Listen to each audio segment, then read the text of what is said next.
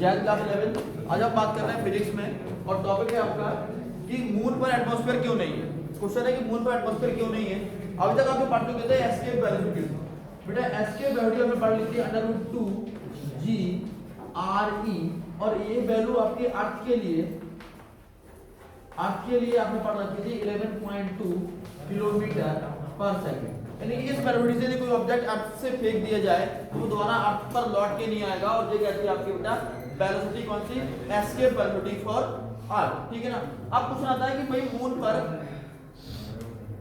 Moon पर atmosphere क्यों नहीं है। ठीक है ना। तो इसके रिगार्डिंग मैं आपको आंसर देता हूं पहले कि बेटा दो चीज ध्यान रखना। यदि मून की बात करें तो जो मून की बात कर रहे हैं हम लोग, तो जो मून की रेडियस है वो अर्थ की रेडियस की 1/4 है।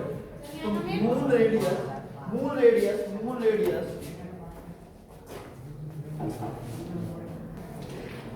हाँ बेटा, तो जो मैं बात कर रहा था रेडियस की, जो मून की रेडियस है वो अर्थ की रेडियस की 1/4 है। तो बेटा रेडियस मून के लिए बात करें तो r for moon equal to 1/4 of radius of earth. एक तो कंडीशन ये वाली है। और दूसरी बेटा ग्रेविटी की बात करें तो gravitational acceleration due to moon equal to 1/6 of gravity of earth है।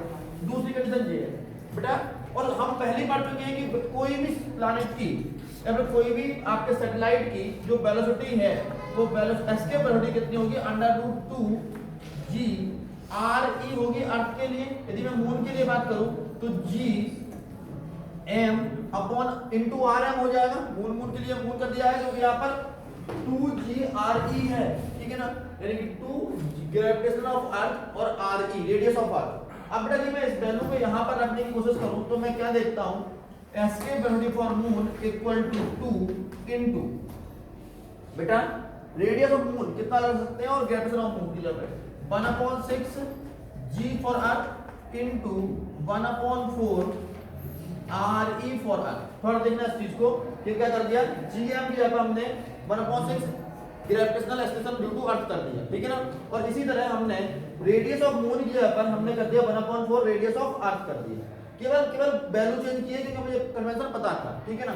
अगले स्टेप पर हम बात करें equal to √2 g r e निकल के आ रहा है और इनटू 1/24 निकल आ रहा है।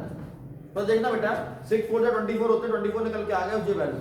अब इस केस को मैं ऐसे भी लिख सकता हूं √2 g r e इनटू 1/√24। बिल्कुल सेम कंडीशन को मैथ में करके लिख सकते हैं हम लोग। और ये वैल्यू हमें पता है ऑलरेडी कितनी है, 11.2 किलोमीटर पर सेकंड।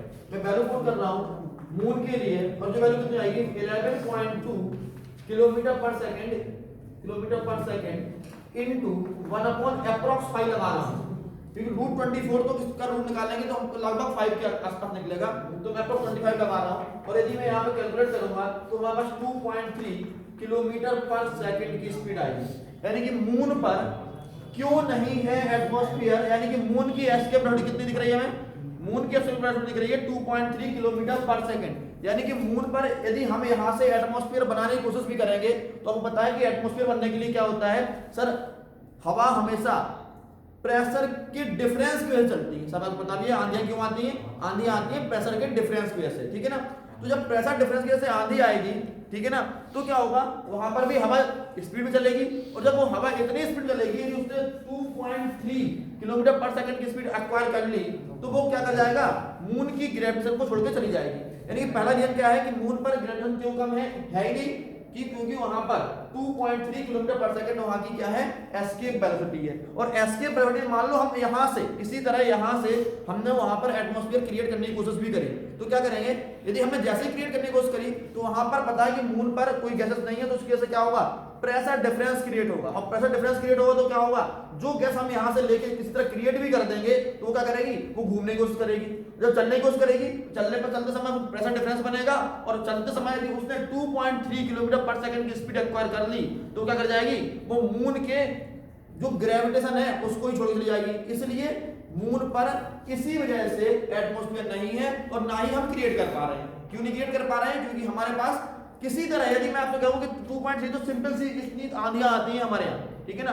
यदि इस स्पीड से यदि वहां पर कोई आंधी भी आ गई ना, तो वो आंधी की जितनी भी एयर है और जितने भी एटमॉस्फेयर है सब कहां चला जाएगा सर, उसकी मून की जो मून की ग्रेविटी से बना हुआ था उससे एस्केप चला जाएगा, और एक स्टेट आप बताइए कि वो चीज एस्केप होती है तो कहां आती है, स्ट्रेट लाइन पार कर जाएगी यूनिवर्स में, ठीक है ना।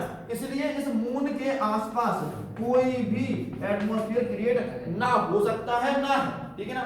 ये आपको टॉपिक का छोटा सा एग्जांपल आप इसे नोट करिए, क्यों नहीं है रियल निकालना पहले तो क्या निकालेंगे आप कि भैया मून पर जो एस्केप वेलोसिटी वो कितनी है 2.3 किलोमीटर पर सेकंड है, ठीक है ना। और इतनी कम एस्केप वेलोसिटी होने की वजह से वहां पर कोई भी एटमॉस्फेयर क्रिएट इसलिए नहीं हो रहा है कि यदि हमने कहीं बाहर से करने की कोशिश भी करी तो क्या कर जाएगा, मून के वेलोसिटी एस्केप वेलोसिटी पकड़ लेगा और मून के ग्रेविटेशन को क्या कर जाएगा, एस्केप कर जाएगा। और एस्केप का मतलब जानते हैं ऑलरेडी क्या होता है, फार अवे, छोड़ के चला जाएगा, ठीक है ना। तो जल्दी नोट करिए, आगे बढ़ें, वीडियो कंटिन्यू चलता रहेगा, आप नोट करते रहिए, ठीक है बेटा। तो जल्दी नोट करिए, नेक्स्ट टॉपिक पे आते हैं। छोटे छोटे टॉपिक है, छोटे छोटे 2-2 मिनट टॉपिक है, जल्दी जल्दी खत्म करते हैं जल्दी यार, आपको टेंशन नहीं बचा टोटली, एक टेंशन बचा तो आगे बात करते हैं उस बारे में।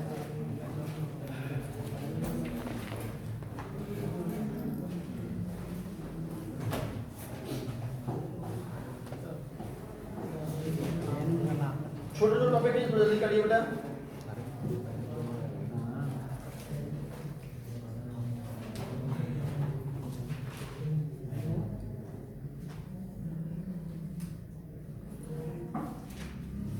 इसी तरह एक एग्जाम एनसीईआरटी में क्वेश्चन भी है जुपिटर के लिए निकालनी है, और क्वेश्चन एनसीईआरटी में लिखा हुआ है कि जुपिटर का मास, ठीक है ना, 300 टाइम है और जुपिटर की रेडियस 100 टाइम्स है, ठीक है ना। जुपिटर की रेडियस 100 टाइम्स और जुपिटर का मास 300 टाइम्स है अर्थ के, तो आप उसके लिए एस्केप वेलोसिटी निकालेंगे।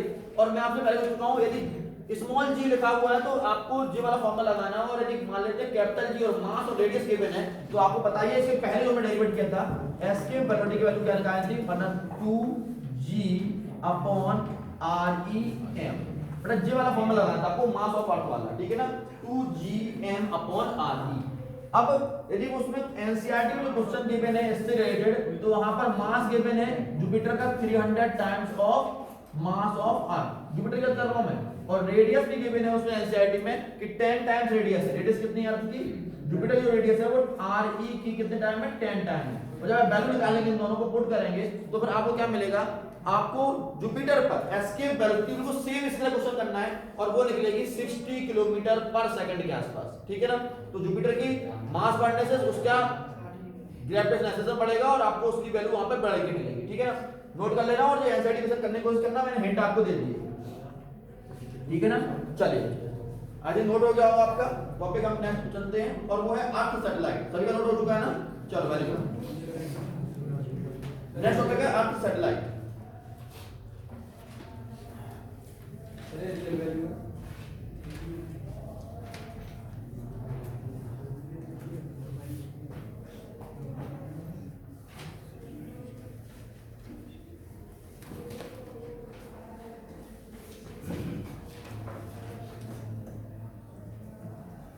हम बात करते हैं अर्थ सैटेलाइट की, ठीक है ना।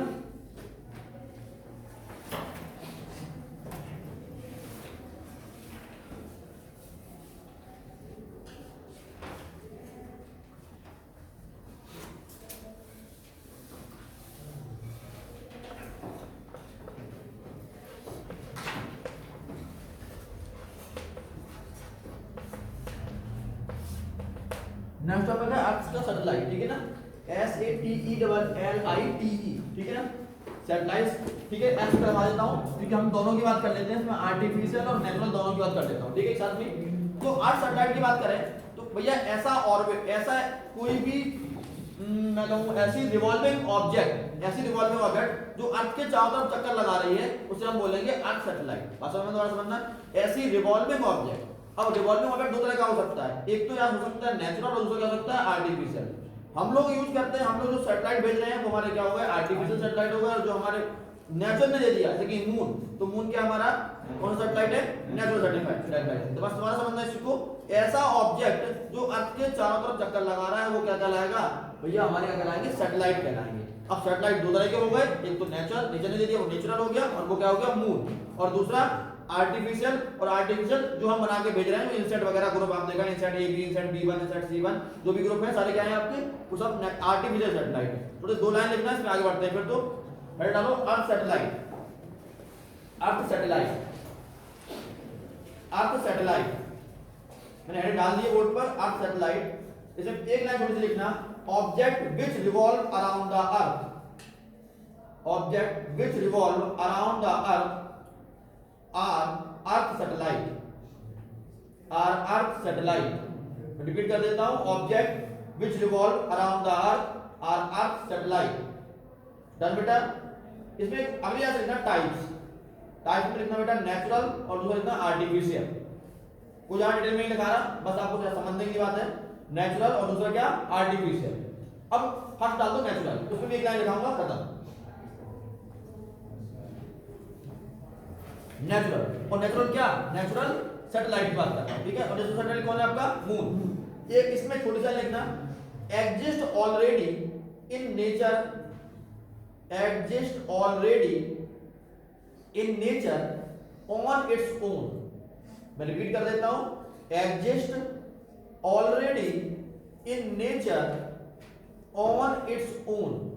बस खत्म आ गया ना। यानी कि नेचुरल सैटेलाइट कौन है, जिसको नेचर ने बना दिया, अपने आप एग्जिस्ट है, हमने कुछ नहीं किया। दूसरा बेटा आर्टिफिशियल सैटेलाइट,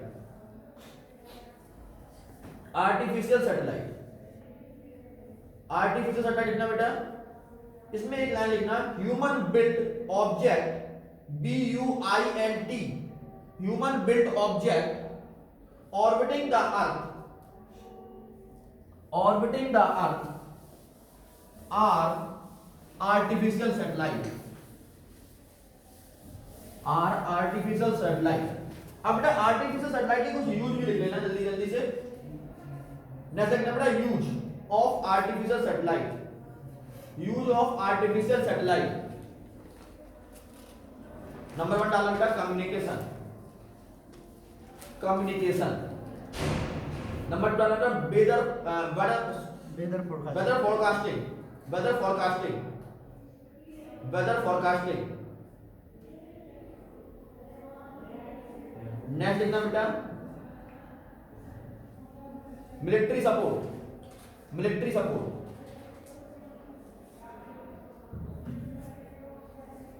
नेक्स्ट लिखना बेटा नेविगेशन। मैं सारे एग्जांपल जल्दी लिखा देता हूं कि यूज क्या है। नेविगेशन जानते होंगे आप लोग, ठीक है ना, क्योंकि जीपीएस वगैरह आप पढ़ रहे होगे, जो ऑलरेडी आप मोबाइल में है। नेविगेशन, ठीक है ना, जीपीएस सब जानते होंगे। जीपीएस से कहते हैं पता होता general packet of radio service, ठीक है, इसको हम बोलते हैं जीपीआरएस। नेक्स्ट लिखना बेटा, इसके बाद लास्ट में जो scientific research, scientific research, scientific research, scientific research. Done बेटा। अब क्वेश्चन आता है कि अर्थ सैटेलाइट की स्पीड कितनी होगी। सर जो अर्थ के सैटेलाइट है उनकी स्पीड कितनी होगी, उनकी वेलोसिटी कितनी होगी। बड़ा छोटा सा टॉपिक है, हेड डालो जल्दी से, velocity of earth satellite, velocity of earth satellite, velocity of earth satellite.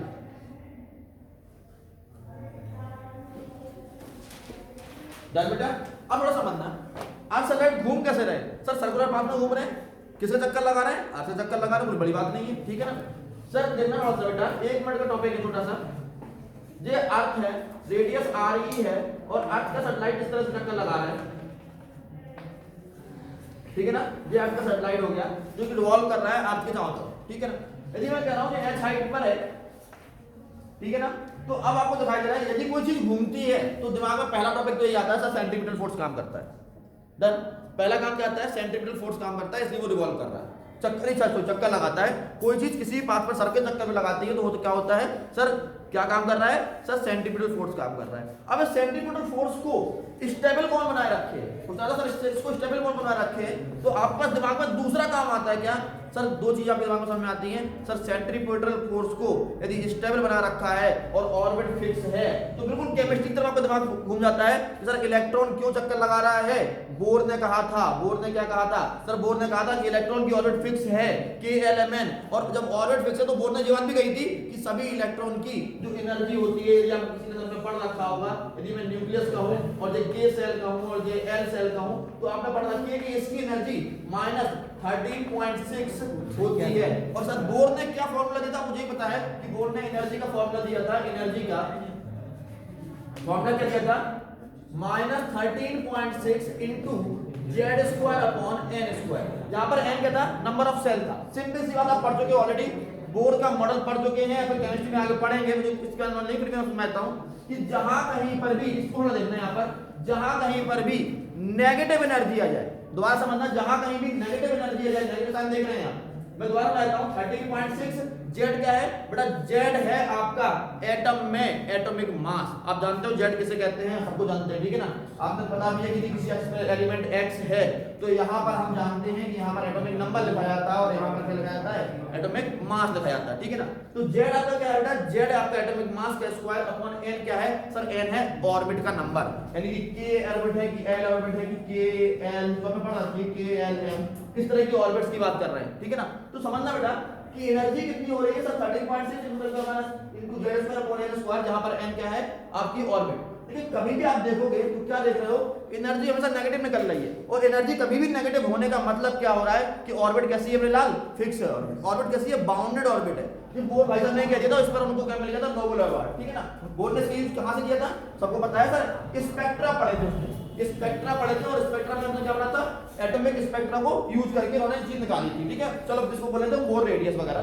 चलो भाई, यानी कि यहां दोबारा समझना सर, इस पे तो हम दोबारा लौट के आ रहे हैं। एक तो हमारे पास एफसी काम कर रहा है, और एफसी काम कर रहा है force due to centripetal acceleration का, सेंट्रीपिटल फोर्स काम कर रहा है। और दूसरा बेटा, यदि सर्कुलर पाथ में चक्कर लगा रहा है, इसका मतलब है इसकी ऑर्बिट फिक्स है, ऑर्बिट फिक्स है, इसका मतलब है कि इसको इन दोनों का कोई अट्रैक्टिव फोर्स होगा जो इसको इक्वल कर रहा होगा। किन दोनों का सर, अर्थ का और सैटेलाइट का, ठीक है ना।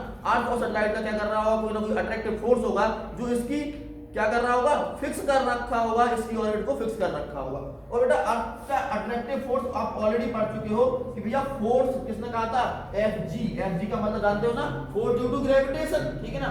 यदि मैं दोनों को इक्वल कर दूं तो कितना हो जाएगा, सेंट्रीपिटल फोर्स का फॉर्मूला होता है mv²/r, तो पढ़ा रखा है, क्या होता है mv²/r। बेटा यहां पर r कितना हो जाएगा, re + h इक्वल टू, बेटा यहाँ पे इक्वल टू की बात करें, थोड़ा सा g की बात कर लेते हैं, तो g कितना होगा सर, Fg इक्वल टू, जो न्यूटन की बात है वही बात कर लेते हैं। न्यूटन ने क्या कहा था, न्यूटन ने कहा था कि directly proportional to the mass of the body upon distance between them, ठीक है ना, का स्क्वायर, ठीक है, कोई लिख लेते हैं। यानी कि कैवेंडिश की वैल्यू g m अर्थ, यानी कि mass of earth, m mass of satellite upon re + h का होल स्क्वायर। स्क्वायर से j घटा, m से a घटा, और आपके पास क्या निकल के आया, आपके पास b स्क्वायर निकल के आया। और डायरेक्ट b की बात करें तो b इक्वल टू कितना होगा मेरे लाल, g m e upon r e + h। और बेटा j आपकी किसी भी रिवॉल्विंग सैटेलाइट की वैल्यू आ गई कितनी, √2 g m e upon r e + h। इसको नोट करना, आगे बढ़ते हैं, बहुत बड़ा टॉपिक है, कोई बात नहीं। प्लस भी नोट करो, आगे इससे छोटा टॉपिक है, चिंता मत करो। बस बस बस, इसको नोट करो, वो समझ में नहीं आया तो मैं रिपीट दोबारा कर दूंगा, कोई दिक्कत नहीं, मैं रिपीट कर दूंगा, कोई दिक्कत नहीं, कोई बड़ी बात टॉपिक नहीं है, छोटा टॉपिक है, फिर भी मैं रिपीट कर दूंगा। हो सकता है मैंने आपको एनर्जी समझा दी होगी, इसलिए आप केमिस्ट्री पहुंच गए, लौट के नहीं आ पाएंगे।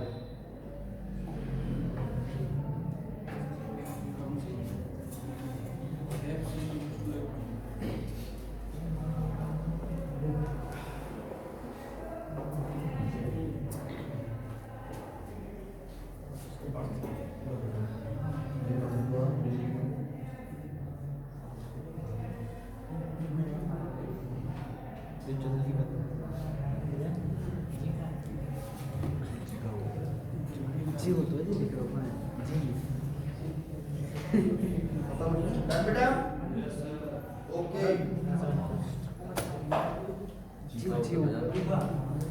बेटा अब आते हैं टाइम पीरियड पर। बेटा टाइम पीरियड पे आते हैं, थोड़ा सा मतलब समझना टाइम पीरियड पढ़ने से पहले कि सुनो बेटा, एक सैटेलाइट आपके चारों तरफ घूम रहा है एक फिक्स हाइट h पर, तो उसकी रेडियस कितनी हो जाएगी सर, जी रेडियस हो जाएगी re + h, सिंपल सी बात है। Force centripetal force mv² upon r, और r कितना है re प्लस h। इसी तरह फोर्स ड्यू टू ग्रेविटेशन इसको इक्वल कर रहा है, क्योंकि जब किसी ना एस्केप पर, क्योंकि यदि सुनना दोबारा से, यदि इसने फोर्स ड्यू टू ग्रेविटेशन खत्म कर दूं तो क्या होगा, वही होगा यदि आप किसी धागे को किसी तरह घुमाते हैं और छोड़ दे तो धागा कहाँ चला जाएगा, एक स्ट्रेट लाइन पर चला जाएगा, ठीक है ना। तो जो स्ट्रेट लाइन पर जा रहा है एक फिक्स ऑर्बिट में चक्कर लगा रहा है, इसका मतलब ये है कि इसको कोई ना कोई दूसरा फोर्स खींचे बैठा होगा और उसकी वैल्यू कितनी होगी सर, fg होगी, ठीक है ना। दोबारा समझना, यदि मैं कहूं इसको सर 0 कर दिया तो क्या होगा, fc सेंट्रीपिटल फोर्स क्या कर जाएगा सर, बॉडी को एस्केप करा ले जाएगा एक टेंजेंट वाले पाथ पर, ठीक है ना, टेंजेंट वाले पाथ पर उसको एस्केप करा ले जाएगा। इसलिए क्या होगा, ये दोनों फोर्स एक दूसरे को इक्वेट कर रहे होंगे, जिसकी वजह से उसका पाथ सर्कुलर है, और पाथ सर्कुलर भी है, और क्या है बेटा दूसरा ऑर्बिट फिक्स है, और ऑर्बिट फिक्स का मतलब क्या है, टोटल एनर्जी कैसे होगी, नेगेटिव होगी। मैं प्रूव भी कर दूंगा आगे, कोई दिक्कत नहीं, ठीक है। फिलहाल तो यहां देख लेना कि इसकी भी एनर्जी क्यों निकल रही है। Fc हमने लिखा mv² अपॉन r, r की वैल्यू कितनी है, re प्लस h। इसी तरह हमने Fg लिखा gm1 m2 upon r square, r की वैल्यू कितनी है, re प्लस h। हमने कुछ स्क्वायर से स्क्वायर काटा, m से m काटा, और यहां से हमें v² मिल गया, और v को बना आगे किया तो रूट लगा दिया, हमारे पास वैल्यू निकल आई। अब आते हैं नेक्स्ट बेटा सैटेलाइट का, कि टाइम पीरियड कितना है, कितना टाइम लगा रहा है घूमने में, ठीक है ना। और हम पता है ऑलरेडी कि यदि सैटेलाइट चक्कर लगा रहा है, तो ध्यान रखना इस चीज को, इसी को ध्यान रखना, चक्कर लगा रहा है तो चक्कर आपको पता रखा है speed equal to distance upon time, speed equal to distance upon time. तो बेटा डिस्टेंस कितनी है, डिस्टेंस आपको पता है कि सर एक पेरीमीटर में चक्कर लगा रहा है, और पेरीमीटर कितना होता है सर 2πr होता है, और यहां पेरीमीटर कितना हो जाएगा 2πr प्लस h, ठीक है ना। यानी कि हम बात करें कि जो चक्कर लगा रहा है जे वाला पाथ, मैं यहां पर लिख इसको लिखने जा रहा हूं, यही समझाता हूं आपको कि जब पाथ कितना है 2π ब्रैकेट में re प्लस h, ये डिस्टेंस हो गया, ठीक है ना। और यदि कोई चक्कर लगाता हुआ जा रहा है यहां से लेकर यहां तक, ठीक है ना, तो वेलोसिटी कितनी है सर, वेलोसिटी आपने ऊपर तक रखी है, तो पता है हमें डिस्टेंस जे है, स्पीड जे है, ठीक है ना। बेटा यहाँ पे स्पीड कंसीडर करेंगे उसको, वेलोसिटी करने के बाद तो मत करना कि मैंने सबको जीरो कर दोगे आप, ठीक है ना। जब क्या है स्पीड है यहाँ पर, और यदि आप टाइम निकालो तो पढ़ दो क्यों, speed equal to distance upon time, तो time equal to distance upon speed. बेटा डिस्टेंस भी आपको पता है, स्पीड आपको पता है, वो सॉल्व करना क्या निकलता है देखना, वैल्यू पुट करके देखना, दोनों वैल्यू पुट करिए, डिस्टेंस भी बताओ और स्पीड बताओ, वैल्यू पुट करिए और आगे निकालने की कोशिश करिए।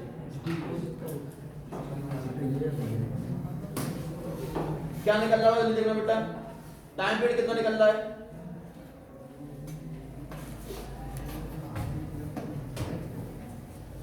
आपको डिस्टेंस भी पता है और स्पीड पता है, टाइम पीरियड क्या निकल रहा है। मैं क्या करता हूं, फाइनल पॉइंट लिख देता हूं, यदि आपको नहीं आ रहा होगा तो मैं कर देता हूं, ठीक है ना। बेटा टाइम पीरियड निकलेगा 2π re प्लस h की पावर 3/2 अपॉन gme रूट में, जी वैल्यू निकल जाएगी।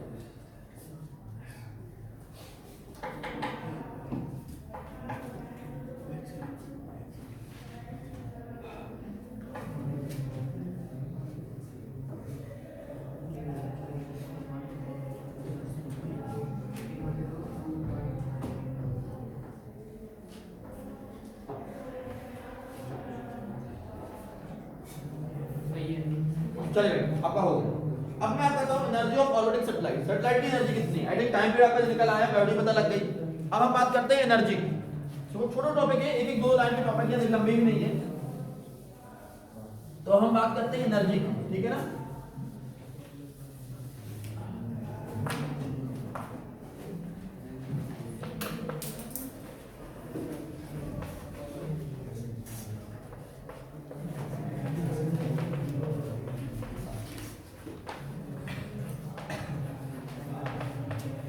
बेटा एनर्जी ऑफ ऑर्बिटिंग सैटेलाइट, एक ऑर्बिटिंग सैटेलाइट की एनर्जी कितनी होगी। बेटा आपको पता है energy equal to total energy होता है kinetic energy plus potential energy, ठीक है ना। मुझे बोले तो मैं कर देता हूं, ठीक है। टोटल एनर्जी इक्वल टू होता है kinetic energy plus potential energy, ठीक है ना। यदि हम बात करें काइनेटिक एनर्जी, तो काइनेटिक एनर्जी पढ़ चुके हैं ऑलरेडी, कितना होता है हाफ mv²। काइनेटिक एनर्जी होता है 1/2 mv², और मेरा v की तुम्हें पता है ऑलरेडी यहां पर, ठीक है। और यदि आपको मैं याद दिलाऊं पोटेंशियल एनर्जी हम पहले पढ़ चुके हैं, और ग्रेविटेशनल पोटेंशियल एनर्जी मैंने आपको समझाई थी जब मैंने थोड़ा सा एस्केप वेलोसिटी से पहले आपको थोड़ा ड्राइव कराया था, ठीक है ना, कुछ मैंने कराया था आपको, और वो वाली कितनी निकाली थी थोड़ा याद करो, यदि किसी के पास है तो बात नहीं, मुझे तो याद है क्या थी बेटा, उसकी वैल्यू थी हमारे पास 1/2 g MEM अपॉन r, ऐसा कुछ था। माइनस भी आता है। चलो चलो मैं लिख लेता हूं 1/2 नेगेटिव में g MEM अपॉन, अकेला इस तरह से मैं r लिखा था दोस्तों में, ठीक है ना, जी हमारे पास वैल्यू थी उसकी जो पहले एस्केप वेलोसिटी से पहले ड्रॉ कर चुके थे, ठीक है ना, कि पोटेंशियल एनर्जी कितनी निकल रही थी 1/2 g MEM अपॉन r, ठीक है ना, ये हमारा पोटेंशियल एनर्जी निकल रही है, ठीक है ना, minus g MEM upon r, जो r थी वो डिस्टेंस थी, ठीक है ना, और नहीं निकल रही तो मैं निकाल लेंगे, चिंता मत करो, जैसे आप दोनों छुट्टी पर कर रहे हो तो कोई बात नहीं, मैं निकाल के दिखा दूंगा एक मिनट बाद, ठीक है, इसके नहीं निकल रही कोई चिंता नहीं मुझे, कोई समझ से मालूम है तुम क्या करने के मूड में हो, ठीक है, फिलहाल तो यहाँ पर देखो, यहाँ पर देखो बेटा 1/2 m, और यदि वो वैल्यू मैं रख दूं तो मेरे पास आएगी क्या g m upon re plus h, ये तो आपस में निकल रहा है काइनेटिक एनर्जी, जो यहाँ पर क्या है me, सॉरी, ठीक है ना, मास ऑफ अर्थ हो जाएगा me re प्लस h, ये अर्थ सैटेलाइट की काइनेटिक एनर्जी आ गई, और पोटेंशियल एनर्जी पहले आपने नोट कर रखी है, और वो कितनी है 1/2 नेगेटिव का g MEM अपॉन r की वैल्यू जाएगी यहाँ पर re प्लस h, ठीक है ना, यदि इन दोनों को सम करेंगे हम, सम करने का तो क्या देख रहे हो, कुछ कॉमन आ रहा है, कुछ कॉमन आ रहा है, 1/2 नहीं था, 1/2 नहीं था, ठीक है, उधर 1/2 नहीं था, ठीक है बेटा 1/2 नहीं था, ठीक है ना, 1/2 नहीं था, और यहां से जब इन दोनों को ऐड करेंगे तो हमें नेगेटिव का GME अपॉन RE होगा, और जिन दोनों को ऐड करेंगे तो मिलेगा हमें पास नेगेटिव का 1/2 m GME upon RE plus h, done बेटा, ये मैंने निकाल के दोबारा समझना चीज को, काइनेटिक एनर्जी ये थी, पोटेंशियल हम पहले निकाल चुके थे, हम दोनों को ऐड किया, कॉमन क्या लिया, कॉमन हमने लिया GMEM अपॉन RE कॉमन ले लिया, तो यहाँ हो जाएगा 1/2 और वहां हो जाएगा -1, मैं आपको दिखा देता हूं, हमने इन दोनों में से कॉमन लिया GMEM upon RE plus h common ले लिया, तो हमारे पास क्या बचा 1/2 -1, और ये वैल्यू कितनी आई माइनस के 1/2, और जो तो लिखाई है आपके पास GMEM upon RE plus h, done बेटा, और ये एक ब्रैकेट में आपका 1/2 आ गई, तो टोटल एनर्जी कितनी निकली, टोटल एनर्जी निकली किसी भी सैटेलाइट की -1/2 GMEM upon RE plus h, यानी कि माइनस का साइन कैसे कर रहा है सर, पहले हम बात कर चुके कैसे होगी, पाथ फिक्स होगा, जो उसकी ऑर्बिट है वो कैसे हो जाएगी, फिक्स है, यदि कहीं पर भी ऐसी कोई वैल्यू निकलती है तो पाथ क्या निकलता है, फिक्स निकलता है, ठीक है ना, आई थिंक जल्दी से नोट कर लो इस चीज को जल्दी से, सबसे पहले टोटल एनर्जी निकलना, ठीक है, पोटेंशियल निकलना, और इसके बाद आप इसको नोट कर लेना, पहला लिखना काइनेटिक एनर्जी कितनी निकली, पोटेंशियल एनर्जी निकली, और टोटल एनर्जी का फार्मूला आ गया, आप कितना निकाल देना, ठीक है ना, और बड़ा टॉपिक नहीं, बड़ा टॉपिक है,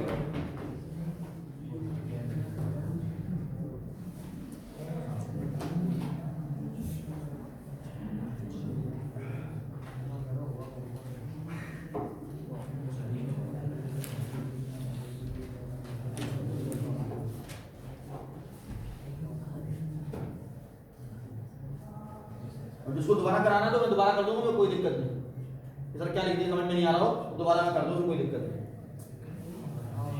कोई दिक्कत नहीं, कोई दिक्कत नहीं, क्योंकि मैं बताया कि बाद में तुम्हें को नोट करने में प्रॉब्लम होगी, समझ में कम आएगा, kinetic energy 1/2 m v² plus minus GMEM upon RE plus h 1/2 m bracket में GME upon RE plus h minus GMEM upon RE plus h, आप यहाँ से G फिर आप सही लिखा हुआ है, इन दोनों से कॉमन लिया और पहले नोट कर दिया, ठीक है, ठीक है ना,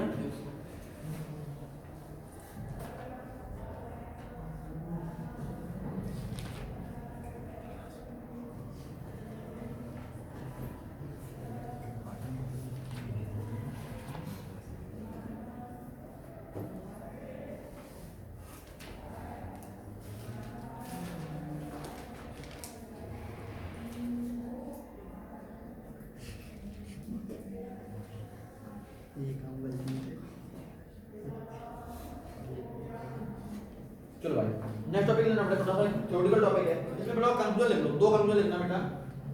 potential energy, potential energy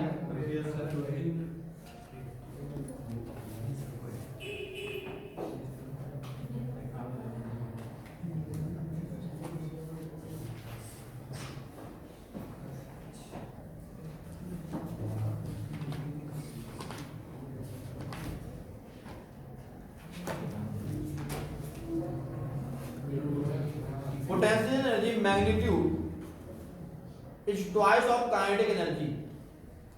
Potential energy magnitude is twice of kinetic energy.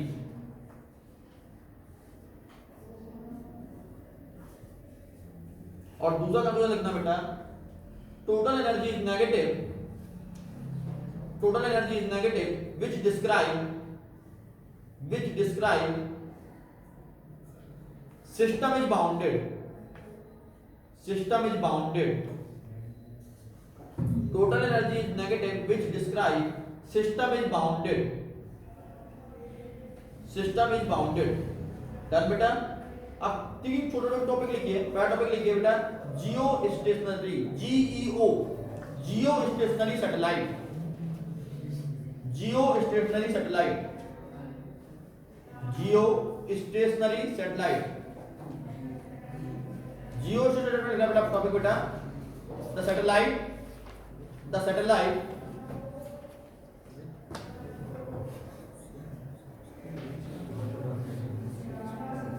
orbiting around earth in equatorial plane with time period 24 hour, with time period 24 hour। मैं रिपीट कर रहा हूं, equatorial plane with time period 24 hour। Next point लिखना बेटा, these satellite appear to stationary, these satellite appear to stationary, so known as geostationary satellite, known as geostationary satellite। और last, these satellite appear to stationary, so known as geostationary satellite। और last topic लिखना बेटा इसमें, these satellite receive telecommunication signal, these satellite receive telecommunication signal and broadcast them in a wide area on earth। मैं repeat कर देता हूं, these signal can receive telecommunication signal and broadcast them in a wide area on earth। Done बेटा। Next वाला topic एक example और लिख लीजिए बेटा, all insect, INSAT,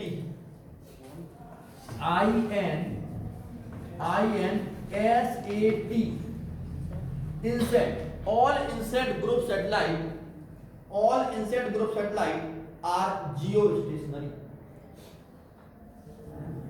all insect, जैसा सुना होगा insect 1B, insect 1C, तो ये भी आपने नहीं सुने तो कोई बात नहीं, बहुत अच्छी बात है। थोड़ा आप जनरल नॉलेज पढ़िए बेटा, वरना बहुत पीछे हो जाएंगे। आपको एनडीए भी क्लियर करना है, ठीक है ना।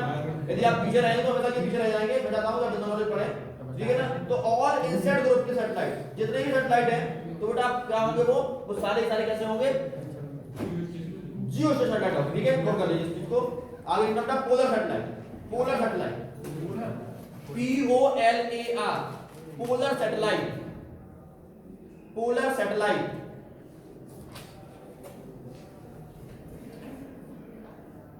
पोलर सैटेलाइट के एक छोटा सा पॉइंट लिखना, polar satellite are low altitude satellite, polar satellite are low altitude satellite, low altitude satellite. और दूसरा लिखना है पॉइंट बेटा, polar satellite orbit around earth, polar satellite orbit around earth in north south direction, in north south direction, दोबारा बोल देता हूं, polar satellite orbit around earth in north south direction, in north south direction. Done बेटा। Next लिखना बेटा, last topic से छोटा सा टॉपिक है, use of polar satellite, use of polar satellite. इसका पहला पॉइंट लिखना, environmental study of earth. Polar satellite का यूज है इन्वायरमेंटल स्टडी ऑफ अर्थ। दूसरा डालना बेटा point, remote sensing, REMOTE, remote SENSING, जहां पर हम लोग ह्यूमन नहीं पहुंच पाते उस एरिया को देखना कहलाता है रिमोट सेंसिंग, ठीक है ना। तो रिमोट सेंसिंग, ठीक है ना, डन। लास्ट टॉपिक का लिखना बेटा, वेटलेसनेस, वेटलेसनेस। आपको याद आ रहा होगा वेटलेसनेस क्या होती है। सर यदि कहीं हम लिफ्ट पे जा रहे हैं और लिफ्ट की वायर टूट जाए तो लिफ्ट जिस स्पीड से गिरेगी वो क्या होगा, वेटलेसनेस होगा। या फिर आपने बहुत जगह यूज देखा होगा, कहीं आप मॉल वगैरह गए होंगे या फिर कहीं गए होंगे, आपने बंजी जंपिंग की होगी, ठीक है ना। बंजी जंपिंग शो करती है वेटलेसनेस, ठीक है ना। मैं लाइन लिखा देता हूं, बाकी आपको जंप पता है, यानी कि वहां पर हमें अपना शरीर का वेट बिल्कुल नहीं मालूम पड़ता और हम अंडर ग्रेविटी गिरते हैं, ठीक है ना। और सैटेलाइट पर भी वेटलेसनेस का हमें अनुभव होता है। फिर आप एक टॉपिक लीजिए, वेटलेसनेस किसे कहते हैं। Weightlessness is the condition, weightlessness is the condition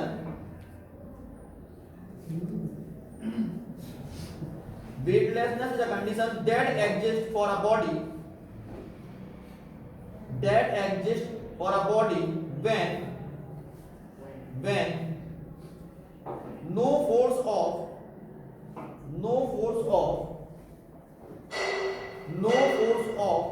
support on that body, support on that body।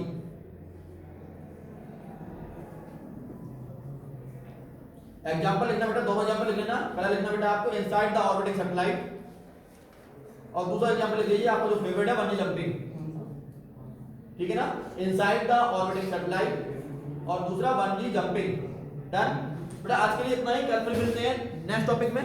तब तक के लिए जय हिंद, गुड बाय।